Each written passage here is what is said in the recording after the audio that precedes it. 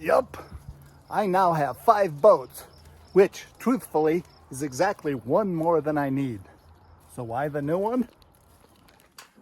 Because this boat, my old self-bailing inflatable kayak for whitewater conditions, weighs 45 pounds. Whereas the new one weighs only 12 pounds. Okay, as we open this up to take a look, there's an important point here. As you get increasingly old and decrepit, you need gear that's going to serve not only the person you are now, but the person you're going to become. And frankly, my old boat, as great as it was, it did everything perfect, I was getting crushed by that thing. And I've got a trip I'm going on, so now I need something lighter. And being an old guy who's working on savings and Social Security, it's just like, oh my God, you're gonna spend all this money on a new boat. The truth of the matter is you have to invest in that future that you're gonna have. And if I was gonna stick with that 45-pound boat, how often was I really gonna go boating? And the answer I was finding out is next to never. Because I knew if I carried that thing around, my back was gonna start aching and I'd pay for it for days. So, what do you know? Here's the new one. And look at that. It's orange, which is fitting because, you know, I'm here in Colorado and whatnot. But the first thing we have to find out is whether or not my pump is gonna work with that valve. All right, here we go. Oh, holy smoke. The industry resisted the temptation to be a bunch of dickheads and make their shit not compatible with other people's stuff. And it actually fits. So you know what that means? We should roll this thing back up and take it down to the river and see if it works. Oh, wait a minute. Before we go, let's see, what do we got? We got a tube. This is for doing immoral things, maybe. Who knows? What else do we get? Oh, a patch kit that will actually match. And then this is this is a bag to inflate it with, so you wouldn't necessarily have to use the pump. And the only other thing we got to find is, where the heck is the floor? Because it's got to have a floor. Oh yeah, floor's in here. All right, so we got everything. Let's throw the rubbish away. And the next thing is to pack it up in a pack and see if I can carry this one around without getting crushed. All right, we got the boat, life preserver, my pump. So like I said, it comes with a bag, so I don't necessarily have to bring the pump. But for this first test, I want to kind of go worst case scenario as far as weight goes. This pack is a paragliding pack from a company called Critter Mountain Wear. You can't have one because the company is out of business, but this is a super high volume pack that carries fantastically because it's got a full frame inside. So good for me, bad for you, because you can't have one. Okay, so far this seems like a winner. You know, at 12 pounds, you know, I've probably added another 10 pounds of gear between, you know, paddle and pump and all sorts of other crap, but totally manageable. So this is Clear Creek.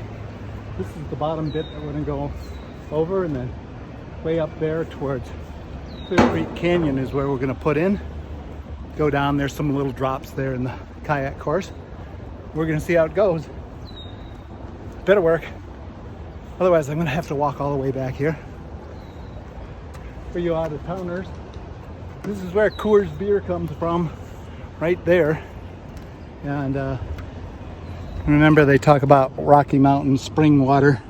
Yeah, with goose poop and everything.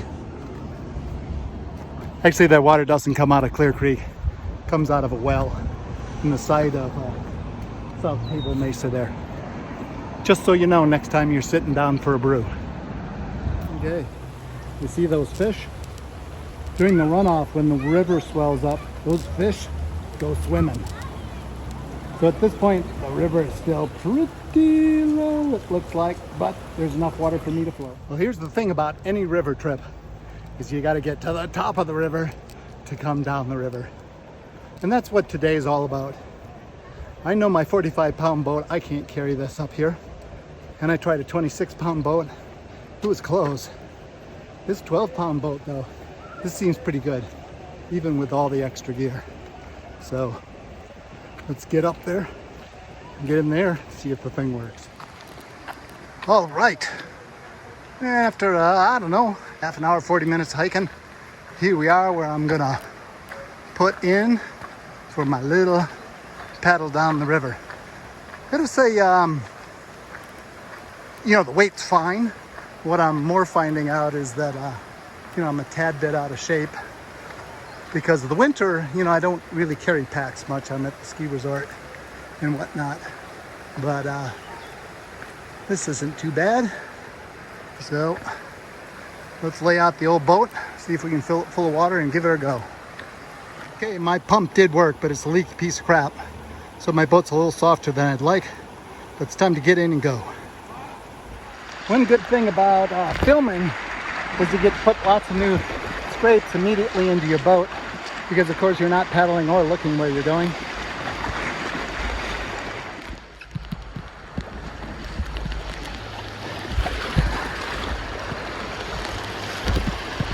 All right, I think one thing's for sure, I'm gonna have to get a real pump. The boat's still a little soft, but otherwise it's doing its thing, and I could carry it up here. So that's pretty cool.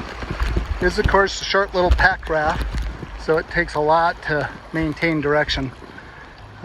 Therefore most of the filming will go on when things are relatively mild. Well, we're just about done with this segment. I'm going to see if I can get us a little video going through the last drop here.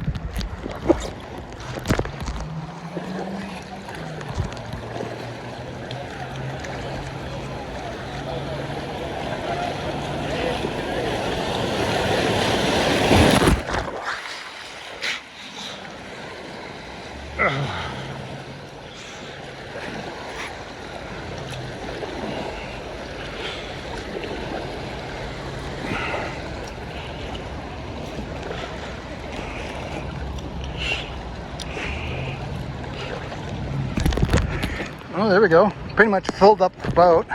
I'm waiting for the self-bailing thing to start really kicking in here. I guess it's going down. Not super fast, but it does the job.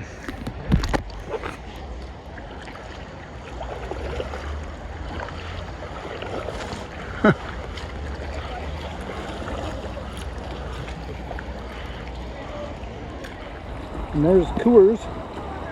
So we're almost back to the takeout. And now, all we got to do is head underneath this bridge. I've certainly rock tested it. I've filled it completely full of water, and it bailed itself back out.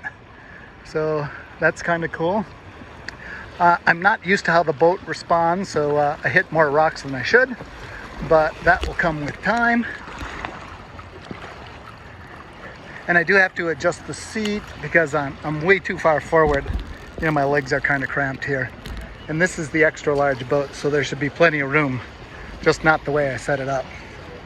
So luckily under this bridge, we don't have trolls. There's a couple of geese over there. If we don't get attacked, then we just pull over and then get out.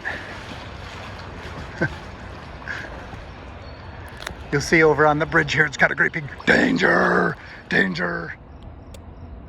If you go under here, you'll go into Coors and get turned into beer, and that will be the end of you. All right, see that little sandy area? Time to get out.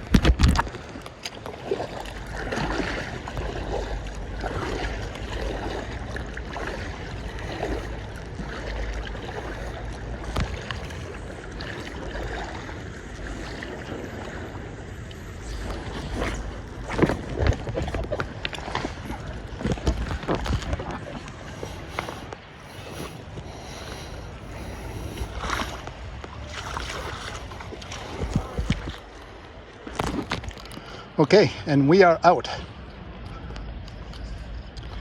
Good thing about here is you don't have to worry about keeping your boat clean because there's plenty of goose shit here to get nice and dirty for you.